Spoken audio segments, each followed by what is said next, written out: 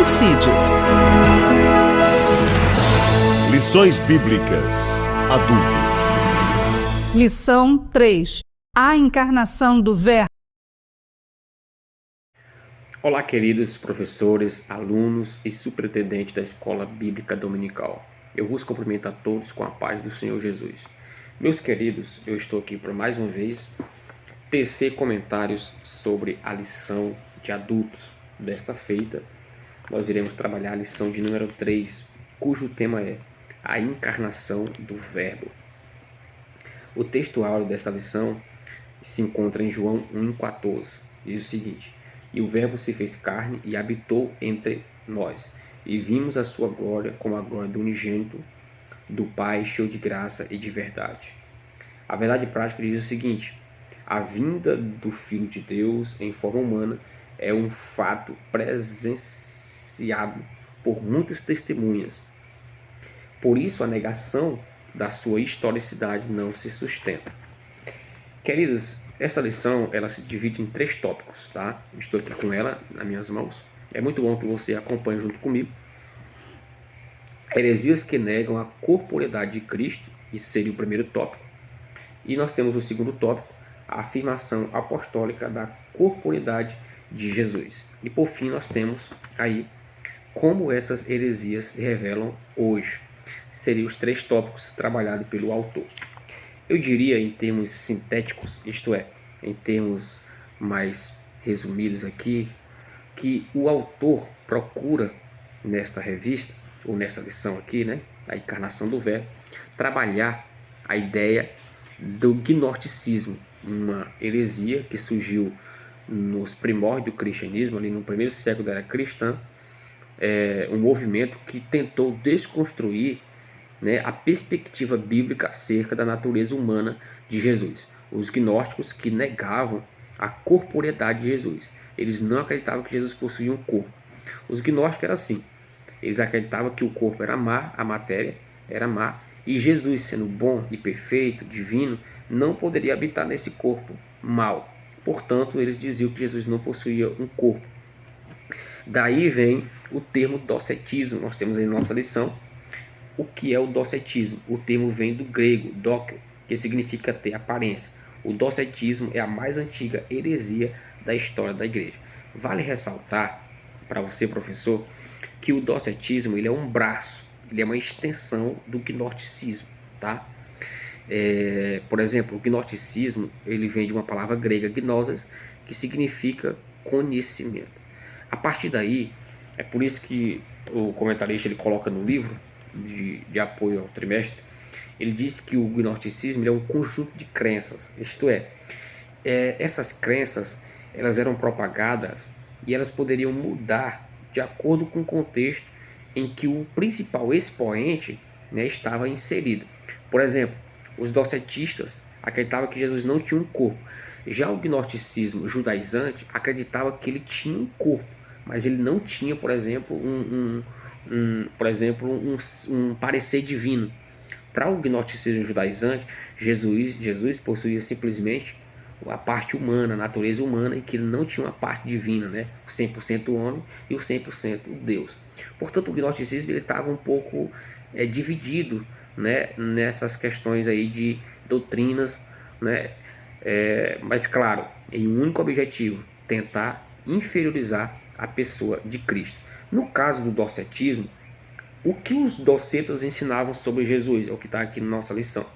Os seguidores dessas heresias ensinavam muitas coisas fora da palavra de Deus, mas o autor ele vai procurar aqui trabalhar a ideia da corporeidade de Jesus. O nosso foco destaca a humanidade de Jesus como verdadeiro homem.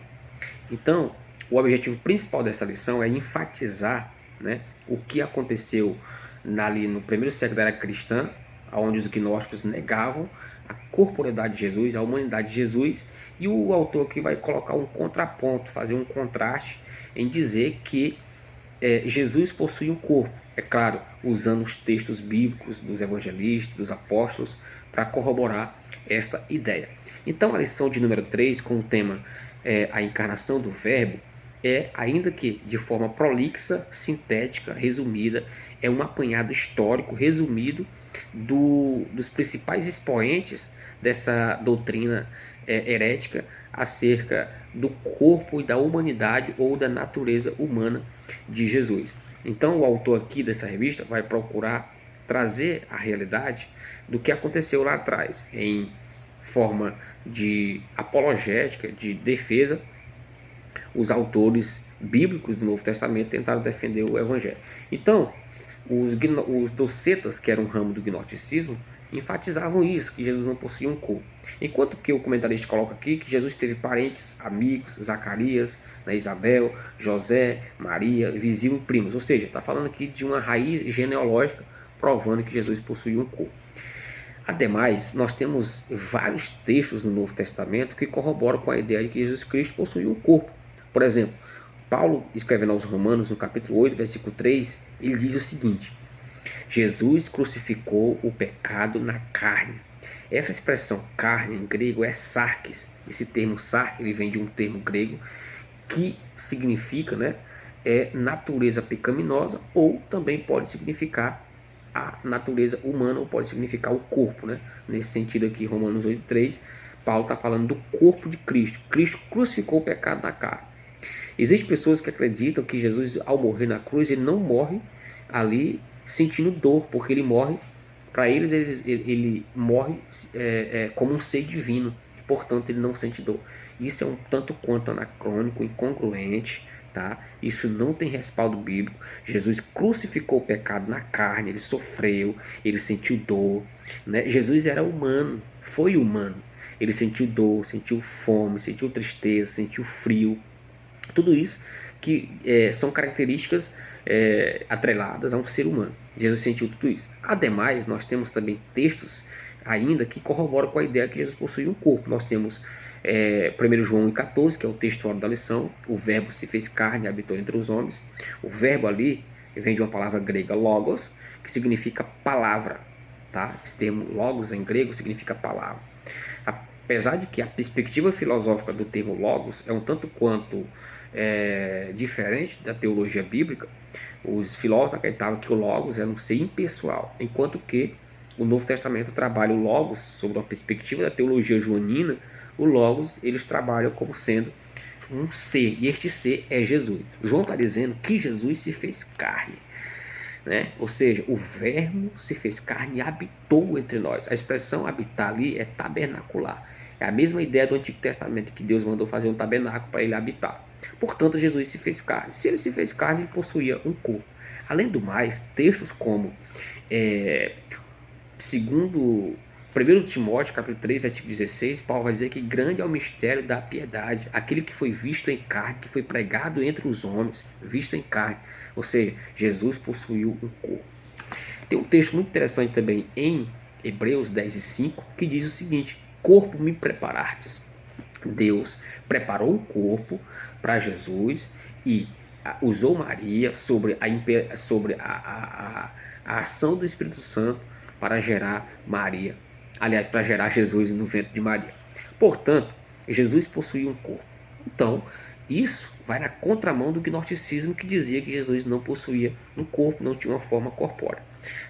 Partindo do pressuposto que Jesus simplesmente tinha uma aparência, aí do verbo dócil, aqui que aparece na nossa revista, eles acreditavam que Jesus era como se fosse um fantasma. Se ele andasse aí na praia, as suas pisadas não eram visibilizadas na areia, porque o seu corpo era simplesmente uma aparência. Isso é perigoso, tá? Por que é perigoso o gnosticismo? Porque se Jesus não tem corpo, então ele não tinha sangue, e se não tinha sangue, não poderia haver a remissão de pecado, como diz lá em Hebreus. Um espírito não vai sangrar, Paulo vai dizer que Cristo morreu foi sepultado, e depois Paulo vai dizer que ele ressuscitou. Nós encontramos isso em 1 Coríntios 15:3 a seguir. Então, se Cristo morreu, é porque ele tinha um corpo, porque espírito não pode morrer. Isto é, espírito é o ser imaterial do ser humano. Então, nós vamos entender que Cristo possuía um corpo. E se nós não entendermos assim, nós teríamos um problema muito sério. Percebe o problema do gnosticismo? A gravidade. Se eles diziam que Jesus não tinha um corpo, então Cristo não tinha morrido. Se ele não morreu, então não houve remissão de pecado. Se ele não morreu também, não ressuscitou. E se não ressuscitou, logo é vã a nossa fé. Então, percebe o perigo do gnosticismo? Além do mais, o que os principais docetas diziam sobre Jesus? Primeiro, existiam 3 principais heresiarcas dessa linha. Nós temos Marcião, nós temos Cerinto e nós temos aqui Saturnino. O Saturnino, ele foi o principal expoente do docetismo. Saturnino acreditava que Jesus não possuía uma forma corpórea, que Jesus não possuía um corpo, tá? Ele dizia ainda, como diz aqui na nossa revista, o seguinte: Cristo não nasceu, não teve forma e nem corpo, foi simplesmente visto de forma humana em mera aparência. Cerinto também, que depois, né, teve um sucessor dele aí, o Ebion, que derivou-se também os Ebionitas, né? Antes de Ebion, Cerinto, também um principal expoente do docetismo, ele negava o nascimento virginal de Jesus Cristo, ou seja, ele não acreditava que Jesus possuía, não nasceu ali sobre uma ação miraculosa do Espírito Santo. E também caminhava no mesmo rastro de Saturnino, um doceta, em dizer que Jesus não tinha corpo, e também negava o nascimento virginal de Jesus. Então, querido professor, essa expressão doceta vem de docetismo. Docetismo era um braço do gnosticismo que negava a doutrina de Cristo no que diz respeito à sua humanidade. Isto é, eles não acreditavam que Jesus não tinha um corpo. Isso é um tanto quanto anacrônico e incongruente. O outro principal expoente do gnosticismo foi Marcião. Marcião é responsável pelo gnosticismo pôntico. Esse Marcião aí, ele leu tanto a Bíblia que chegou a um ponto de ele considerar o Deus do Antigo Testamento como um Deus fraco. E ele começou a dizer para os cristãos que não era confiável a Bíblia, que não merecia confiança e eles não tinham que seguir a Bíblia. Depois, em épocas mais tardes, ele voltou atrás e depois ele passou a selecionar alguns livros do Novo Testamento como regra de fé da vida dele, né? E aí ele aboliu, por exemplo, ele pegou algumas cartas de Paulo, e nessas cartas de Paulo, o que foi que ele fez? Nessas cartas de Paulo, Marcião tirava aquelas partes que dizia que Cristo tinha um corpo, tinha uma forma corpórea, como Colossenses, né? 2:9, como Timóteo e outros textos daí. Então ele foi tirando isso aí. Outra coisa que Marcião cometeu, ele dizia que o Senhor Jesus não era o Filho de Deus, tá? Não era o Filho do Deus do Antigo Testamento. Segundo ele, o Senhor Jesus não era o Filho de Deus do Antigo Testamento. Cristo teria revelado um Deus que é desconhecido. Marcião dizia que todos os cristãos deveriam rejeitar as Sagradas Escrituras. Além do mais, esse Marcião, ele dizia o seguinte, eu estou lendo aqui o livro do trimestre, tá, gente? Ele dizia o seguinte, que Cristo não possuía também um corpo. Então Marcião foi um principal expoente do gnosticismo pôntico. Nós temos o gnosticismo judaizante também, que negavam, aqui há até um contraste. Aqui eles já não negavam o corpo de Jesus, eles acreditavam que Jesus possuía um corpo, porém eles acreditavam que Jesus não era divino, né? Aqui o gnosticismo judaizante foi aquela seita ali que surgiu nos primórdios do cristianismo, que é um braço do gnosticismo, que negavam a divindade de Jesus, a deidade de Cristo. Eles acreditavam que Jesus tinha um corpo, mas eles acreditavam que Jesus não tinha a parte divina, o 100% Deus. Então Marcião, Saturnino, Cerinto, Ebion e tantos outros foram os expoentes do gnosticismo que negavam a corporeidade de Jesus, que Jesus não possuía um corpo. Isso é perigoso, né? Eu reitero, se ele não tinha um corpo, então ele não morreu para remir os nossos pecados, porque o espírito ali, né, dentro dessas condições, não poderia morrer. Então, quem morre na cruz é o corpo, é o corpo. Cristo morreu, mas o que morre ali é o corpo. Então, se Cristo não tem corpo, então ele não morreu. Se ele não morreu, ele não ressuscitou. Se ele não ressuscitou, então logo é vã a nossa fé, e Cristo não se fez a primícia dos que dormem, e aqueles que estão na sepultura não têm nenhuma esperança. Isto é perigoso, partindo da perspectiva gnóstica. Nós temos o segundo tópico, a afirmação apostólica da corporalidade de Jesus. o que era desde o princípio. Aqui nós temos algumas questões interessantes em relação, né? O Evangelho de João trabalha a questão mais divina de Cristo, enquanto que Mateus, Marcos, Lucas e João vai trabalhar a ideia da humanidade de Jesus. O que era desde o princípio? Quando o comentarista coloca o que era desde o princípio, ele está trazendo à tona o versículo 1 do capítulo 1 de João. No princípio era o verbo. João trabalhou tanto essa ideia de Cristo, mas nunca se esqueceu do verbo lá atrás. Por isso, na epístola, ele vai dizer, aquele que era desde o princípio. Quem? Jesus. O Jesus que ele havia trabalhado lá no Evangelho, né, do que leva o seu nome. No princípio era o verbo, e o verbo estava com Deus. A reafirmação apostólica, o apóstolo reitera e o que afirma na introdução do seu Evangelho. O que vimos com nossos olhos, o que temos contemplado e as nossas mãos tocaram da palavra da vida. Ou seja, aqui há uma ideia original de que Jesus possuía um corpo. João usa um termo grego que era bastante raro naquela época, que tem um sentido passado, mas ao mesmo tempo tem um pesado presente e ainda futuro. Ou seja, o que nós ouvimos e o que nós vimos. Ouvimos enquanto ele estava na terra.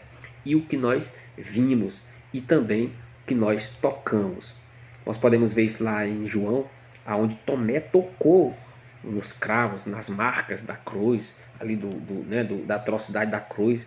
Então ele presenciou a presença de Cristo de uma forma corpórea. Então João vai dizer o que nós temos visto, ou o que nós ouvimos, o que nós temos ouvido e o que nós temos tocado, fazendo referência à pessoa de Cristo. Então todos esses textos, como já apresentei aqui, por exemplo, Romanos 8:3, Hebreus 10:5, Colossenses 2:9, 1 Timóteo 3:16, grande é o ministério da piedade, aquele que foi visto em carne, pregado entre os homens. Então são textos que corroboram com a ideia que Jesus possui de fato sim um corpo. Ele tinha um corpo. Corpo me preparastes. Corpo me preparastes. Ele morreu, ele foi sepultado. Se ele foi sepultado é porque ele possuía um corpo. Uma crença herética. João viveu os seus últimos dias na cidade de Éfeso, que era a cidade de Cerinto, o doceta. Os escritos do apóstolo João, o Evangelho, as 3 epístolas e o livro do Apocalipse foram produzidos na última década do primeiro século. Nessa época, o docetismo já se difundia entre os cristãos. Então, Cerinto, ali da cidade de Éfeso, aonde nasceu, ou ali, o gnosticismo teve um impacto no cristianismo, e João também vivia naquelas cercanias ali. Então houve esse embate, João com Cerinto, ali acerca da doutrina cristológica no que diz respeito à corporeidade de Jesus. Para encerrar, nós temos aqui como essas heresias se revelam hoje. Quanto ao nascimento virginal, eles diziam lá, por exemplo, Cerinto, Saturnino negava a virgindade, que Jesus não havia nascido em um processo miraculoso, nascimento virginal de Jesus, que Maria não era virgem, tal, aquela coisa, e que Jesus nasceu sem uma intervenção divina. Então eles negavam isso. E nós vemos isso ainda hoje. Movimentos que negam o nascimento virginal de Jesus, como os Mórmons, a Igreja da Unificação, e ensinam que ele não foi gerado pelo Espírito Santo. Negar a concepção e o nascimento virginal de Jesus é uma das marcas desses movimentos. Até hoje, infelizmente, nós vemos isso aí. Quanto à morte e à ressurreição de Cristo, os heresiarcas gnósticos do Egito, Basílides, negavam a crucificação de Cristo e dizia que Simão Cirineu transfigurou-se e foi equivocadamente crucificado. O gnosticismo egípcio acreditava que Jesus ele não morreu, e quem morreu foi Simão, tendo como seu principal expoente aqui Basílides. Ele dizia que quem morreu não foi Jesus, mas sim Simão ao levar a cruz. Da mesma forma, os muçulmanos também acreditam que Jesus não morreu na cruz e quem morreu foi Judas Iscariotes e não Jesus. Então isso seria muito complicado. O Alcorão, o livro sagrado dos muçulmanos, sua principal fonte de autoridade espiritual, declara que o Senhor Jesus Cristo não foi crucificado e que tudo não passou de uma simulação. Então, os muçulmanos também acreditam que Jesus não morreu. Quem morreu foi Judas. Tem uns comentários aí de teólogos que dizem que quem morreu foi Judas, na perspectiva do Alcorão. No gnosticismo egípcio, esse Basílides aí dizia que quem morreu não foi Jesus, mas foi o Simão Cireneu, que levou a cruz até o Calvário. E para encerrar, confirmação histórica. Confirmação histórica de que? confirmação bíblica e histórica da morte de Jesus é fato incontestável. Historiadores não cristãos, judeus e romanos atestaram a morte de Jesus. Flávio José, historiador judeu, disse isso no seu livro Religiões, História Judaica, Antiguidades Judaicas. Flávio José vai trabalhar essa ideia de que Cristo morreu, né? Foi condenado por um certo homem Pilatos. Tácito, um historiador romano, também corrobora com este mesmo pensamento, e tantos outros que corroboram com a ideia de que Cristo de fato existiu, morreu na cruz do Calvário. Queridos professores, alunos, superintendente da Escola Dominical, esta foi a nossa lição, o nosso comentário. Que o Senhor Jesus Cristo abençoe e que vocês enfatizem muito isso. Jesus Cristo, sim, possui um corpo, morreu, crucificou o pecado na carne, morreu no corpo para nos dar vida e vida com abundância. Que o Senhor Jesus Cristo os abençoe. Amém.